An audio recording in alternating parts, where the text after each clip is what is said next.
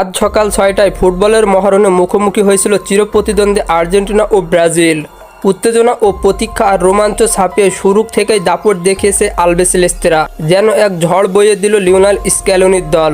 ম্যাচের মাত্র ৪ মিনিটের মাথায় গোলের সূচনা করেন আর্জেন্টাইন তরুণ তুর্কি জুলিয়ান আলভারেজ। নিখুঁত ফিনিশিংয়ে ব্রাজিলের রক্ষণকে বেকায়দায় ফেলে এগিয়ে দেয় দলকে।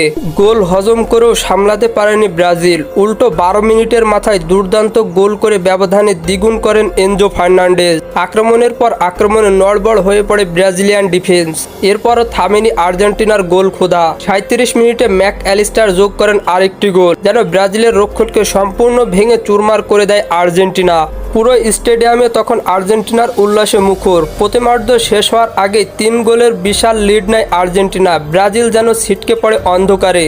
প্রথমার্ধে আর্জেন্টিনার এই পারফরম্যান্স যেন ব্রাজিলকে ফুটবলীয় থ্রি পিস পরিয়ে দিল। মাঠে ছিল একাকিত্ব ও অধিপত্য।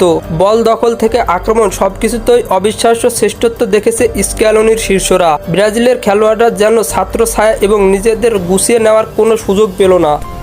ফুটবলের সকল নিউজ এবং আপডেটস পেতে আমার চ্যানেলটি সাবস্ক্রাইব করে পাশেই থাকবেন। ধন্যবাদ সবাইকে।